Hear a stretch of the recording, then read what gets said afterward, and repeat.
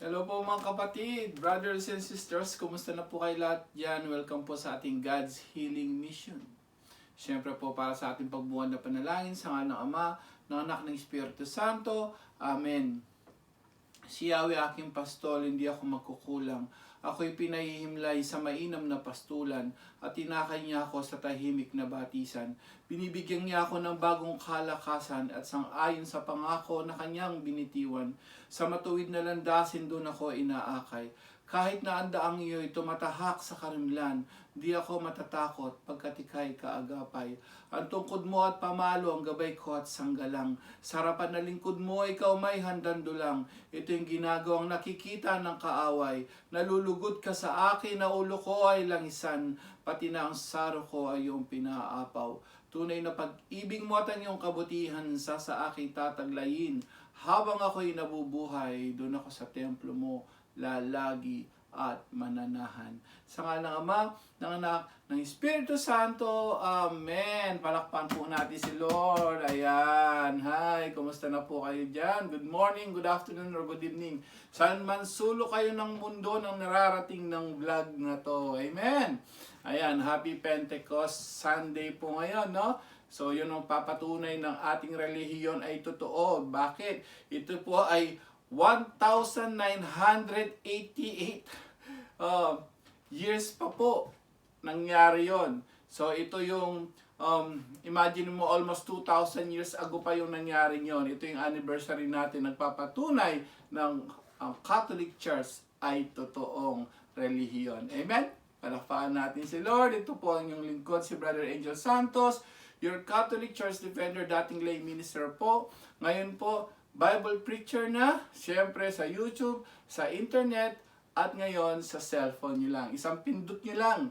May gawain na kayo, may Catholic Bible study na, at may healing prayer pa para sa inyong lahat. Amen?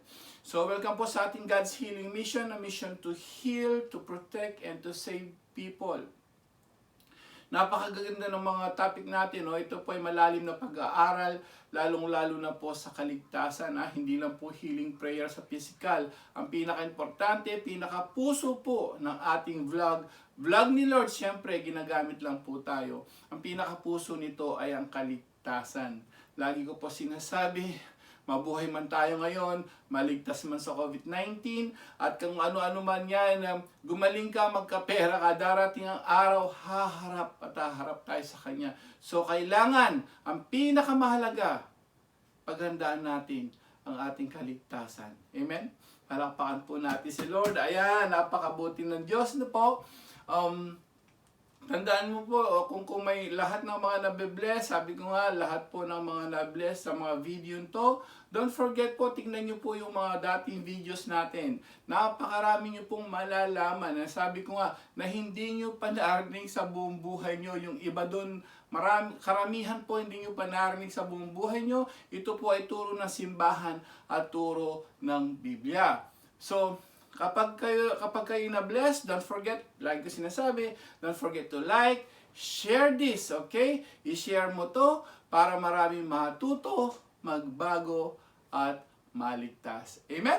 Palakpakan po natin si Lord. Ayan na sinasabi ko lagi, no? Wala naman tayong magagawa rito, wala tayong pandemic ka man, kung ano ka man. Ang paglilingkod na pwede mong gawin ngayong oras na to, o araw-araw, i-review niyo siya. Ang pwede niyong paglilingkod na gawin ngayon, syempre, ipag-share.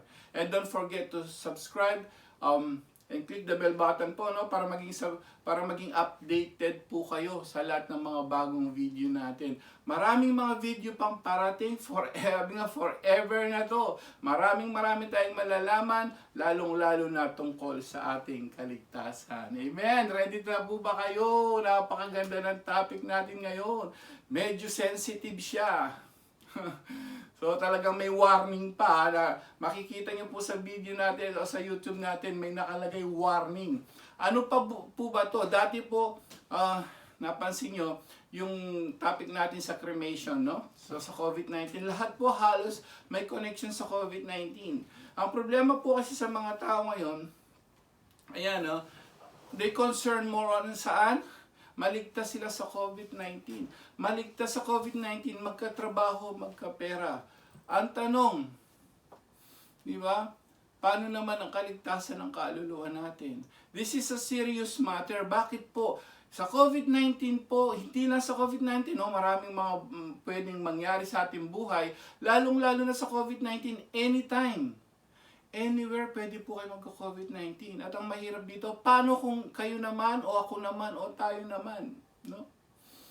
Hindi na nakapagsisi, hindi na, kung magsisisi man, lagi ko sinasabi, no, lagi nating naririnig yung magsisi, magbalik loob, pero alam ba natin kung anong pagsisisihan natin?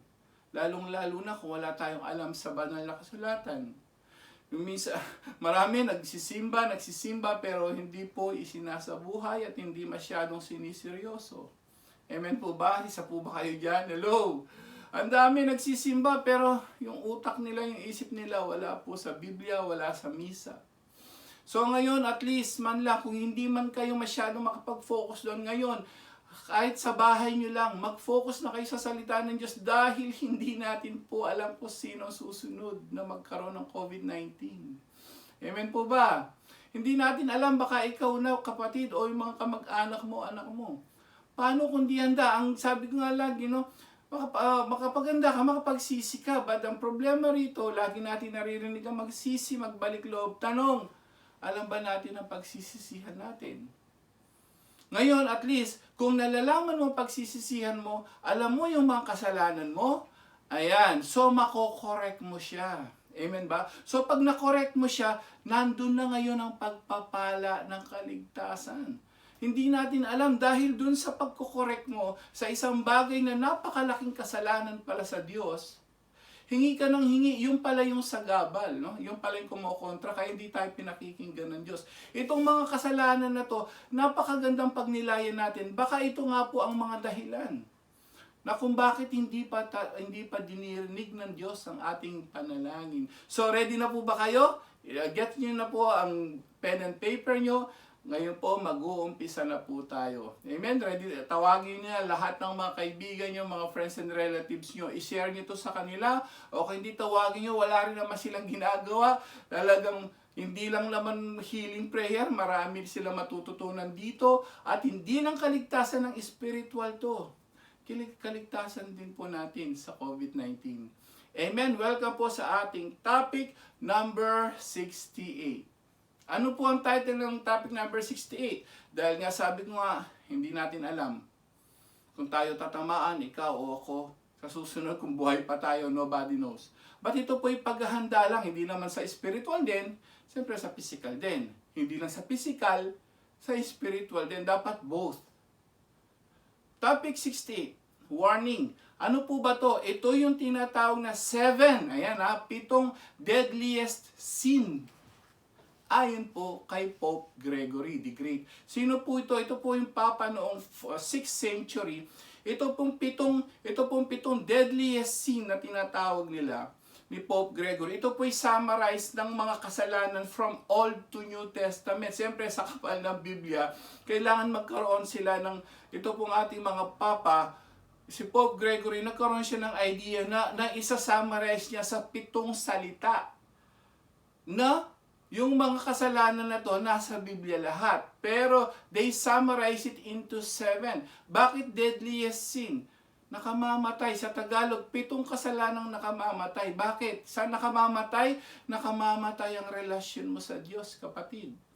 At napakagandang pagnilayan ngayon. Pag nalaman natin po ngayon, itong nakamamatay na 7 ito, aba, dito makikita mo lahat kung saan ka. You can examine yourself, your conscience. Ba, malay mo, pag mayroon ka palang ginagawa ritong isa, tinanggal mo. Hindi mo alam, yun lang pala ang magiging dahilan para dinggin na ang panalangin mo ni Lord. Amen! Palakpakan natin si Lord. Ayan. Ready na po ba kayo? Ito nga yung sinasabi ko, no? 7. Ano po ba itong 7 ito? Isa-summarize natin. 7 na magmula sa Biblia, ayon sa Biblia, and at the same time from Genesis to Revelation, ito po yung mga kasalanang nakamamatay na pwede nating ika-impyerno. Hello, yes, word for word, akala nila maliit na kasalanan, pero these are the sin, deadliest sin, kaya sinabing deadliest sin. wala ka ng pag-asa po, wala na, mapupunta ka na sa impyerno, mamamatay ng physical at kaluluwa mo at ang relasyon mo sa Diyos. Una, ano yon? Ilistan po natin ha. Una, pride. Hello. Pangalawa, ano yon? Avarice, greed. Okay? Una, yung pride po, ano yon? Siyempre, pag sa Tagalog, ano yon? Kataasan. Marami pa. Yung pangalawa, ano yung pangalawa? Avarice, greed, or sa Tagalog, kasakiman. Number 3, listan nyo na po ha. Lust, yan na. Kahalayan, pornography, panonood, maraming may problema dyan sa buong mundo. Amen ba? Number 4, ano yon? Envy. Inggit. Ayan na. Pang-4. Pang-5, G, ano yon? Gluttony. Ano yung gluttony? Katakawan sa lahat. Katakawan sa pera, katakawan sa pagkain. Hello. Ano yung pang-6? Anger. Wrath. Galit ng tao. Galit ng Diyos, galit ng tao. Anger. At ang panghuli, yung S. Ano po yung S? Sloth. S-L-O-T-H. Ito po ay katamaran, hindi lang katamaran sa pisikal na ayaw mo magtrabaho. Ito po ay katamaran sa paglilingkod ng Diyos. Amen! So, pagka binasa niyo yon, magiging ang tawag doon, palegas. So, pag nilista mo, P, pride, A, avarice, L, lust, E, envy, G, gluttony, A, anger, and S, sloth. Isa-isay natin. Lalagyan natin ngayon ng biblical verse. Amen? Ayan ha, lilistan nyo na po, please. Sabi ko nga, i-share mo to sa lahat ng tao. Ito po yung makasalanan na akala nila, yun nga, normal lang, o venial sin lang, o maliit na kasalanan. Pero, bakit naging deadliest? Malalaman natin ngayon. Amen? Unahin natin yung pride. Number 1. Okay, lista mo. Pride. Ang pride kasi malawak yan. Ano po? Pride sa Diyos, ayaw maglingkod, ayaw maniwala sa Diyos, yan, pride yan. Kayabangan, kataasan, ayaw mo magpakumbaba.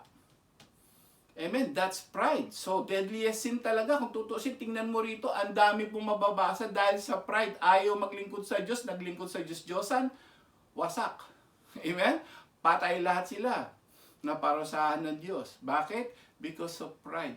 Mayroon pang pinakamatindi dito. Ito yung pride naman ng hindi pagpapatawad. I-summarize natin, isa lang kukunin ko po kasi maraming tungkol sa pride yan. No? So yung Matthew chapter 6 verse 14 to 15, ilista nyo po ha? Napakaganda. Matthew chapter 6 verse 14 to 15.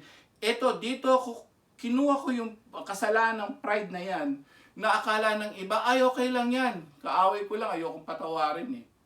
Ayan ha, tingnan natin. Akala ng iba, ay hindi pinatawad, maliit lang kasalanan yan, tingnan natin. Bakit naging deadliest sin or deadly sin ang isang pride na yan? Basa, Matthew chapter 6 verse 14 to 15. Si Jesus mismo galing sa bibig niya. Ito yung pinakamaganda kasi, kaya lagi kong sinasabi, focus tayo sa sinasabi ni Jesus dahil siya ang maghuhukom. So pagdating ni Jesus, ito yung mga utos niya, ito yung mga palatandaan na binigay niya po sa mga apostol. Sabi niya rito, Matthew chapter 6 verse 14 to 15. Sapagkat, sabi ni Jesus, kung pinatatawad ninyo ang mga nagkakasala sa inyo, patatawarin din kayo ng inyong amang nasa langit. Ngunit kung hindi ninyo pinatatawad ang mga nagkakasala sa inyo, hindi rin kayo patatawarin ng iyong amang nasa langit. Ang salita ng Diyos. Salamat sa Diyos. Palakpakan po natin si Lord. Ayan o, ang daming namamatay. Paano yung mga namatay hindi nakapagpatawad? This is a serious matter. Seryosohin po natin ngayon dahil hindi natin alam kung sino nasusunod sa atin. Di po ba? So maraming nangamatay, milyon. Paano hindi sila nagpatawad? Si Jesus mismo nagsabi, kapag hindi ka nagpatawad, hindi ka patatawarin ng Ama. Saan mapupunta yon? Impyerno po. Amen ba? So akala mo, ay galit lang yan kasi may ginawa sa akin, ayokong patawarin nga. Pero akala mo, binyan lang. Akala mo, maliit lang. Hindi ka pala patatawarin ng Ama sa langit. Amen. Palakpakan natin si Lord. Ayan, number 2. Avarice or greed. Ano yung greed na yan? Ito yung mga kasakiman. Amen? Sakim ka sa lahat, sa kapangyarihan, sakim sa pera, sakim sa material na bagay, sakim sa lahat ng bagay. Amen? Tama po ba yun? Pansarili, ako. Mayroon bang pinakamagandang example dito? Si Jesus naman ang na nagsabi. May sakim na tao na ayaw mamigay isang mayaman. Ang tawag dito, mayaman hangal. Lucas chapter 12. Tignan natin, verse 18 to 20 po, ha? Ayan, ilista nyo kung saan siya nakafall. Dito po siya sa avarice, greed, or kasakiman. Sa Lucas chapter 12, malinaw po ang sinabi rito. Ito po yung parable ni Jesus. Sinampol niya to, isang mayaman. Na ang mayaman na to, ito po nakalagay dito. Itong mayaman, sabi ng mayaman sa sarili, anong gagawin ko? Wala na akong paglagyan ng aking ani. Ayan. Gigibain ko ang aking mga kamalig at magtatayo ako ng lalong mas malalaki. Doon ko ilalagay ang aking ani. Ayan, at ari-arian. So yung mga nakulimbat niya, yung mga ipon niya, ilalagay niya lang daw sa isang bodega, kung saan man. Ano sabi? At sasabihin ko sa aking sarili, ayan, marami na akong ari-arian.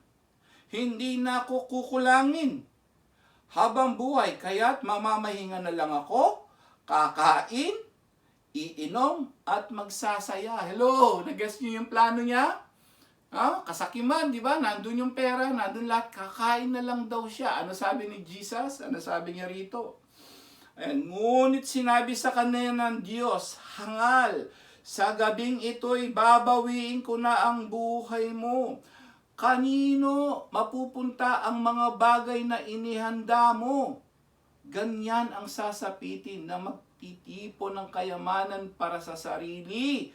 Ngunit dukha naman sa paningin ng Diyos ang salita ng Diyos. Malinaw po ba yun? Kasakiman, pansarili. Ngayon, maya-maya, biglang binawi ng Diyos. May kilala po ba kayong mayayaman na ganon? Ayaw tumulong sa kapwa, ipon-ipon sa sarili. Ako, iipunin ko to. Ano nangyari? Namamatay. San daw, sabi ni Jesus, napunta ang kayamanan nila?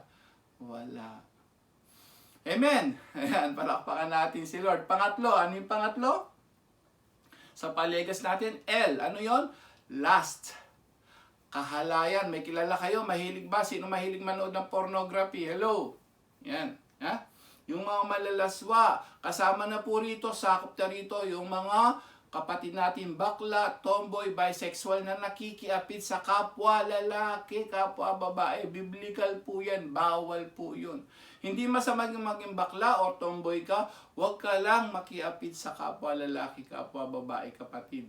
Bawal na bawal sa ano yun. Hindi ko na kinuha yung verse na yun, kinuha ko na lang. Ano yun sa pakikiapid? Si Jesus mismo kasi ang gusto kong focus dito. Yung mga utos ni Jesus na hakatol sa iyo, sa akin, sa atin lahat. Ito yung sinabi ni Jesus tungkol sa kahalayan. Dati nga, sabi ko nga, di ba, itong 7 capital sin na to, ito yung summarize din ng mga 10 commandments.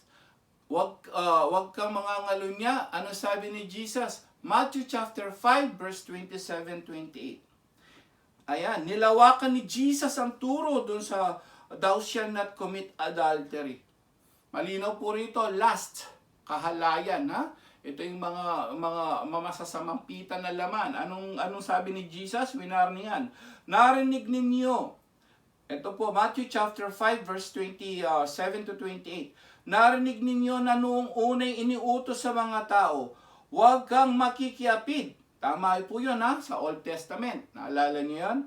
Ngunit ngayon, sinasabi ko sa inyo, sabi ni Jesus, ang sino man tumingin ng may mahalay na pagnanasa sa isang babae, sa isip niya'y nakiapid na siya sa babaeng iyon. Ang salita ng Diyos. Sino po nagsabi yan? Si Jesus. Tumitingin ka lang naman mababaw na kasalanan. Akala mo lang. Eto, saan ka pupunta? Ibaba natin kaya sabi nga, deadly. Deadliest sin Pwede ka maimpyerno. Word for word po Sabi nito ni Jesus, kung ang mata mo ang siyang nagiging sanhi ng iyong pagkakasala, dukitin mo at itapon. Ayan, sapagkat mabuti pang mawala ka ng isang bahagi ng katawan, kaysa buo ang iyong katawang itapon sa impyerno. Ang salita ng Diyos. Word for word po si Jesus ang nagsabi, impyerno, itatapon ka. O paano naging simpleng kasalanan yun, kapatid? Brothers and sisters, sabi ko, i-share mo to, kapatid, para maraming matuto, magbago at maligtas. Akala nila, pornography lang yan.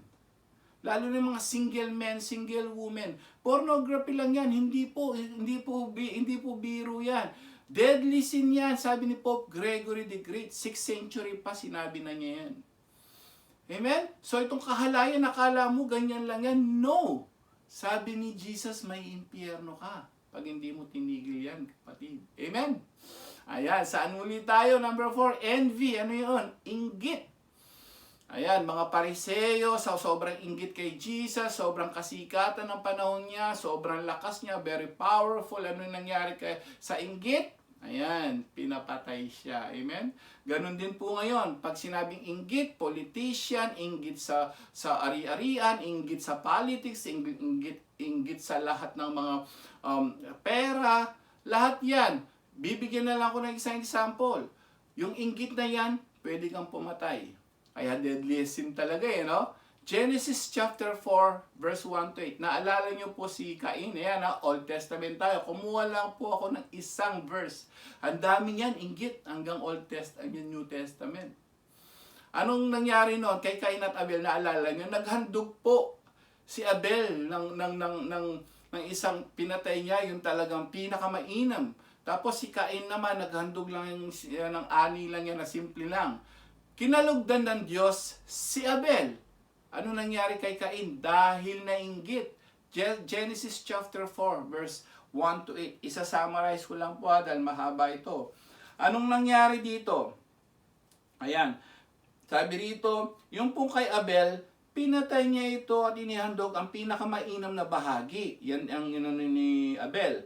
Si Yahweh ay nasiyahan kay Abel at sa kanyang handog. Ngunit, hindi niya kinalugdan si Cain at ang handog nito. So nalaman niyo ni Cain, hindi kinalugdan ng Diyos ang handog ni Cain. Anong ginawa ni Cain? Inggit. Ano sabi rito sa 8?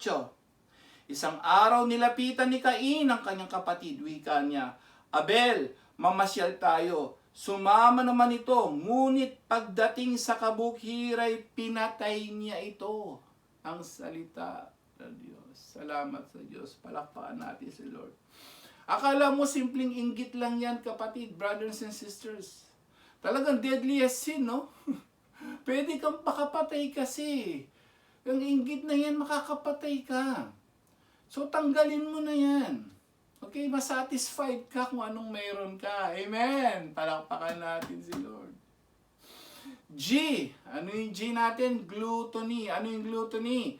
Ayan, katakawan. Okay? Katakawan saan muli? Malawak ang sakop nito. Katakawan sa pera, katakawan sa paglalasing, sa bisyo, at katakawan sa pati pagkain. Akala natin simple lang kasalanan din to. Matakaw ka, kain ka ng kain, alam mong bawal. Hello, Ecclesiastico chapter 37. Akala mo simpleng katakawan lang yan. Pwede ka bang mamatay? Pwede kang maimpyerno? Pwede ka bang magkasala sa Diyos? Ecclesiastico chapter 37. Ito akala nyo ganun lang. Biblical po lahat ang nangyayari. Ito pong 7 deadliest sin are biblical. Hindi po akong sabi nga lagi, ito po ay hindi ko turo. Hindi ko po ito ahaka-haka, hindi ko po opinion. Ito po ay turo ng Diyos, ibinigay sa mga apostol, na isulat sa banal na kasulatan, nakarating sa atin. Ako naman ngayon sinishare ko sa inyo. Ito po ay salita ng Diyos, hindi ko salita. Ecclesiastico 37 verse 27-31. Ito, anak ko, sabi rito, sa buong buhay mo lagi mong alagaan ang iyong sarili at huwag kang kakain ng anumang makapagpipinsala sa iyo, sapagkat hindi lahat ng pagkain ay makabubuti sa lahat ng tao. Hello! Pakinggan nyo to, napakaganda nito, ngayon nyo lang maririnig to. Sabi ko nga, no? So, i-share nyo to sa mga matatakaw daw. Sapagkat hindi lahat ng pagkain ay makabubuti sa lahat ng tao at hindi rin nasasarapan ang lahat ng tao sa lahat ng pagkain. Huwag mong hangarin matikman ang lahat ng pagkain at huwag kang magpakalabis sa anumang ihain sa inyo. Makapagkakasakit ang pagkain ng labis at ang katakawan ay nauwi sa sakit ng tiyan. Ano pa? Marami na ang namatay sa katakawan, iwasan mo ito at hahaba ang inyong buhay. Ang salita ng Diyos. Salamat sa Diyos. Katakawan, pwede kang mamatay agad-agad, mapapaaga. Ang mahirap dito, buti kung mapapapunta ka sa langit. Doon sa katakawan mo pa lang yun, alam mo na yun. Deadly sin na nga yun eh. Amen, amen ba? So, pigil. Gluttony. Pang-anim, ano yun? Anger. Eto na, wrath in English. Sabi ni Pope Gregory, this is the deadliest sin. Bakit? Galit lang naman ako Di ba? Deadliest sin, wrath, galit. So, meron bang verse dito? Magmula sa galit ni Cain, nakita niyo po? Galit ng Genesis hanggang sa maraming galit kay Jesus. Ano nangyari? Pinapatay. Kaya deadliest sin. Ito po, sabi ni Jesus mismo, akala mo yan, katulad ng mga masasamang salita, halimbawa, pala mo yung lagi ko sinasabi, binanggit ko na po to. Galit lang ako Nagmura lang ako Eto, may sinasabi ba si Jesus doon? Kaya sabi ko, let's focus Matthew chapter 5, verse 21 to 22. Tignan natin dito, napakaganda yung sinabi ni Jesus na hindi natin nakalain. Masama pala po ang magsalitang masama. Saan ka pupunta? Mateo chapter 5 verse 21, ano sabi rito? Narinig ninyo na nung unay iniutos sa mga tao, huwag kang papatay. Ayan Old Testament, Ten Commandments, huwag kang papatay. Iniba ni Jesus na, ano sabi rito? Ngunit ngayon, sinasabi ko sa inyo, ang mapuot sa kanyang kapatid ay mananagot ka na sa hukuman. Puot pa lang yun Tapos ano pa sabi rito? Ang humamak sa kanyang kapatid ay mananagot sa Sanhedrin. At sino mang magsabi sa kanyang kapatid, ulul ka? Ano yung ulul? Bad words yun, di ba? Mura o hindi? Sabi ni Jesus bakit naging deadly sin? Mura lang yun. Basa, sabi ni Jesus. Ito, sabi nga, i-share nyo po to. Ang magsabi sa kanyang kapatid, ulul ka, ay mapapasa apoy ng impyerno. Letra por letra ang salita ng Diyos. Hindi po ako nagsabing yan Si Jesus po. Ayan, akala mo kapatid, ayan, simple lang yan. Impyerno, word for word, pa yung mga palamura daw, yung mga masasamang salita. In other words, deadly sin, na ni Pope Gregory the Great, lahat yun So, kapag hindi mo pinagsisisihan yan ng mga yan, deadly nga. Kawawa ka kung hindi ka magbabago. Last, ito, S, palegas tayo, Ang S is tinatawag na slot. S-L-O-T-H.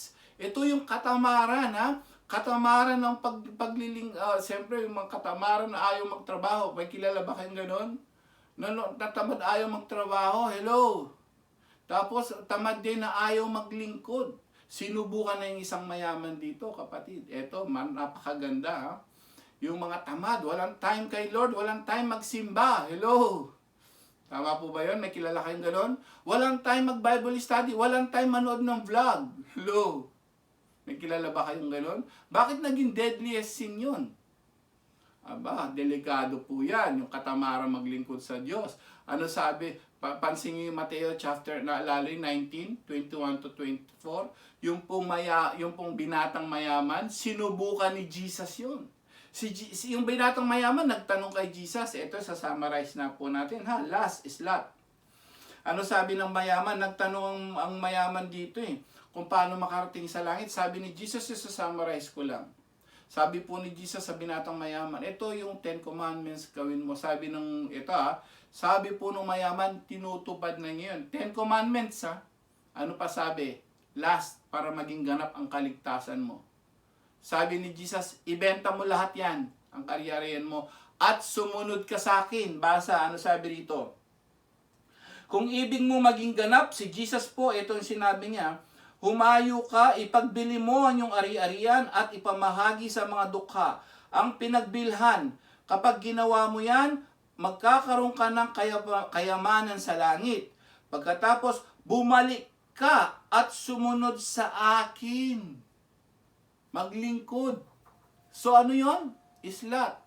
Tignan natin, sumunod ba siya? Ano nangyari dito? Kapag ginawa mo yan, magkakaroon ka ng kayamanan sa langit, pagkatapos bumalik ka. At sumunod sa akin, sagot ni Jesus. Tapos, pagkarinig yon, malungkot na umalis ang binata sapagkat siya'y napakayaman, ang salita ng Diyos. Umalis o hindi? Kasi sinabi ni Jesus, maglingkod na siya sa Diyos. Katamaran. Anong sinabi ni Jesus? Yan ang sinasabi natin, ha? Akala mo lang, tamad lang ako magsimba eh. Tamad lang ako maglingkod. Akala po natin, walang walang connection sa kaligtasan. Ano sabi? Lalo na sa mga mayayaman. Kung may kilala kay mayaman, brothers and sisters, please i-share mo to. Para ikaliligtas naman nila. Amen? Ito po'y walang paghusga. Ito po ay para sa kaligtasan natin. Ayon po sa Biblia. Si Jesus ang nagsabi rito, sabi rito ni Jesus. Sinabi ni Jesus sa kanyang mga alagad, sinasabi ko sa inyo, napakahirap mapabilang ang mayayaman sa mga pag-aarian ng Diyos. Jesus warning. Napakahirap daw. Bakit? At sinasabi ko rin sa inyo, madali pang makaraan ng kamelyo sa butas ng karayom kaysa pasakop sa paghahari ng Diyos ang mayaman, ang salita ng Diyos. Napakahirap. So, ibig sabihin, napakahirap maligtas ng mayaman na tamad maglingkod sa Diyos. Amen. Palakpakan natin si Lord. Ayan, nakuha nyo po. I-summarize natin. Palegas, pride. Ano yung A? Avarice or greedy, kasakiman. Envy, inggit.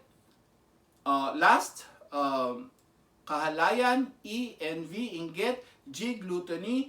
A, anger. At islat. Amen? So, anong pwede mong gawin dito? Siyempre, pag may pride ka, magpakababahan, paano bababa yung sarili mo? Magpatawad ka. Sa greedy kasakiman, mag-ano ka naman? Di ba? Mamigay ka. Last, pigil pa kapatid. Pornography, pigil, maging busy ka sa mga makadiyos. Yan, para mapigilan mo, maging busy ka sa paglilingkod sa Diyos. Envy, inggit, huwag kang mainggit kapatid. Mag-satisfied ka, pasalamat ka kung anong mayroon ka. Amen? Gluttony, kasakiman, ayan. Kumain ka lang ng tama. Diba? Eat properly. Okay? Eat moderately lang. Hello? Anger, galit, pigil pa. Islat, ayan na. Kung malakas ka, gamitin mo yung lakas mo. Ayan, sa paglilingkod sa Diyos. Amen? Palakpakan natin si Lord. Ayan. Good news po tayo, siyempre. Baka may magtanong, ako, brother, pwede pa ba, kaya pa, ang dami, kasalanan ko lahat yan, ang dami palang dapat alisin para hindi ako maimpyerno, di ba? So, kasi deadly pala yan, akala natin, simple lang. May good news naman lagi ang Diyos eh. Ano yung sagot? Isaiah chapter 1 verse 18. Huwag kayong mag-alala kapatid, brothers and sisters. Huwag tayong mag-alala. Ang Diyos ay mapagpatawad kahit lahat yan mayroon sa'yo. Kahit gaano ka karami. Ano sabi rito? Chapter 1 verse 18. Hali kayo at magliwanagan tayo, sabi ng Diyos.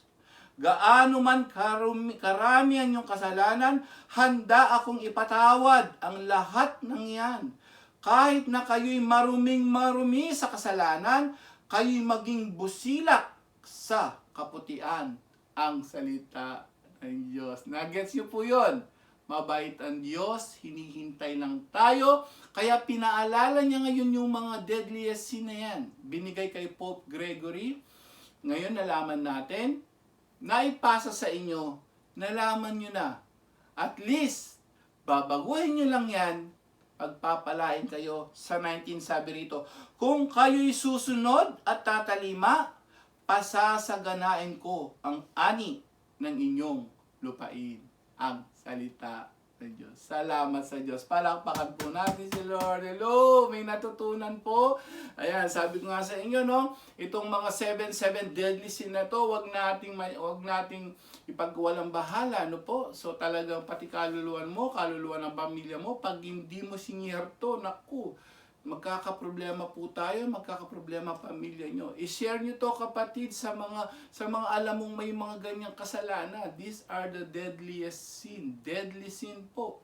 Pwede sila mapahamak sa impyerno. Pero pag binigay mo yan, nakapagsisi sila, aba, ayan, nailigtas mo ang kaluluwa nila. Amen? Sa nga ng Ama, ng Anak, ng Espiritu Santo.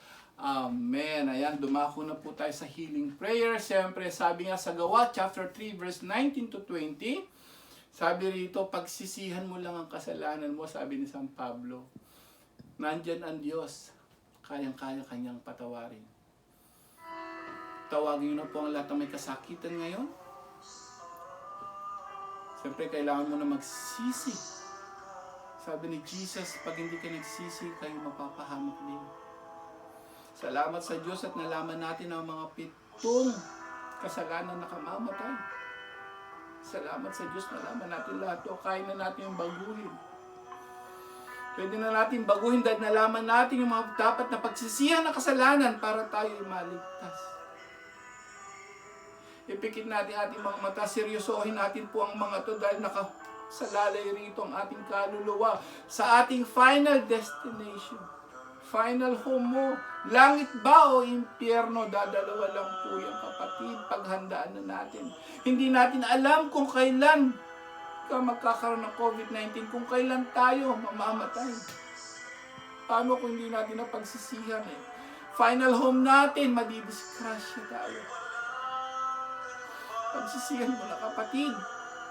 Pagsisihan na po natin yung oras na to. May pag-asa pa, buhay pa tayo. Salamat sa Diyos.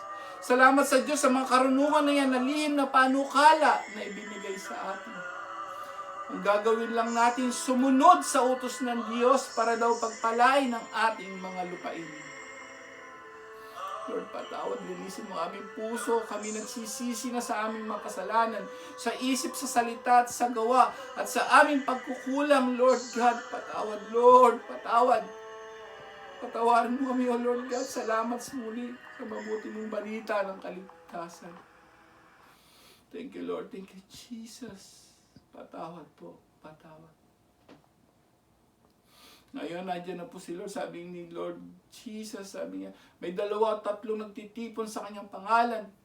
Nandito siya sa kalagitnaan natin. Araw ng Pentecostes, tandaan po natin ang banal na Espiritu gagabay sa atin ngayong oras na to. Sa lahat ng may karamdaman, tawagin niyo na po para ma-pray over ni Lord God. Gagamit siya ng instrumento. Ang kanang kamay mo, kapatid, kung may karamdaman ka sa ulo, ang kaliwang kamay sa may karamdaman. At isipin niyo na lahat ng mga gusto niyo ipagdasal ngayong oras na to. Healing prayer for you and your whole family. Lord God, nandito po yung mga lingkod, ng mga masugid na taga-subaybay sa vlog mo. O Lord, sa iyo po ito. Linisin mo aming puso at kaluluwa. Patawarin mo kami sa aming mga pagkakasala. Ayaw naming mamatay na makamatayan ng mga deadliest sin na yan. Alam po namin, hindi ka namin makakapiling, O Lord God. Patawad, Lord. Patawad. May hinihiling kami para sa aming mga kamag-anak sa ibang bansa man o saan man. Mga kapatid, mga pamangkin, mga pinsan, O Lord God. Ingatan mo sila sa COVID-19, niligtas mo sila sa kapahamakan. Bigyan ng mahabang buhay, O Lord. At ang aming kapatid na to na regular na nanonood ngayong oras na to. May kahilingan siya para sa kanyang personal na kahilingan at kasakitan, physical man o spiritual, Lord God. Hawak-hawak niya ang parting may kasakitan sa kanya. Hindi na niya kamay yan, O Lord God, sa iyo ng kamay yan. Kamay na yan ni Jesus. Pagagalingin ka.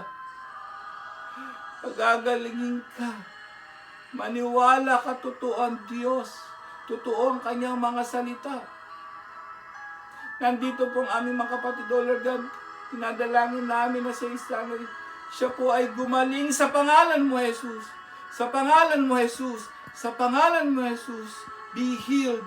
Be healed. Be healed in the name of Jesus Christ of Nazareth. In the name of Jesus Christ of Nazareth. In the name of Jesus Christ of Nazareth. Hallelujah. Hallelujah. Hallelujah. Hallelujah. Hallelujah. Hallelujah. Hallelujah. Hallelujah. Hallelujah. Lord, dinadalain ko po ang aking sister wife. Sana gumaling sa lahat ng mga karamdaman. Kung sino, lahat po na may mga karamdaman. Lahat po na may kasakitan. Kung ano man po yan. Physical man o spiritual. Mga kapatid, lalong-lalo na po ang aming ate na si Ate Rose. At ang aming mga kapatid, mga pamangkin. Lord God, iiwas mo po kami. Iligtas mo kami sa COVID-19. At sana po, oh Lord God, makapagsisi, makapagbalik loob kami lahat para maligtas ang aming kaluluwa. Amen. Kung may nadama kayong parang mainit o malamig, yan po yung banal na espiritu na totoo po. Ang Diyos nagpapagaling sa pamamagitan ng kanyang banal na espiritu. Pasalamatan mo na ngayon ang Diyos dahil ikaw po ay pinagaling na sa pisikal at spiritual mong kasakitan. Totoong may Diyos. Just have faith. Be bigger faith, a stronger faith to God, para tayo ay tuluyan ng gumaling sa ating mga karamdaman. Taas mo kamay mo kapatid, dahil nandyan ang tunay na pagpapala. Nakikita ka ng Diyos kapag tinataas mo ang iyong kamay, pinupuri mo siya, ibig sabihin ito'y pagsuko sa Kanya. Pag sinuko mong buhay mo sa Kanya kapatid, Diyos ang may hawak sa iyo. Ano pang alalahanin mo? Amen? Amen. So taas mo kapatid, pasalamatan mo ang Diyos at nakarinig po tayo ngayon ng mabuting balita ng kaligtasan. Marami po tayong natutunan ng mga lihim na panukala na hindi naririnig ng mga tao sa buong mundo. Ngayon mapalad ka kapatid. Mapalad tayong lahat, nalaman natin ang mga 7 deadliest sin na yan.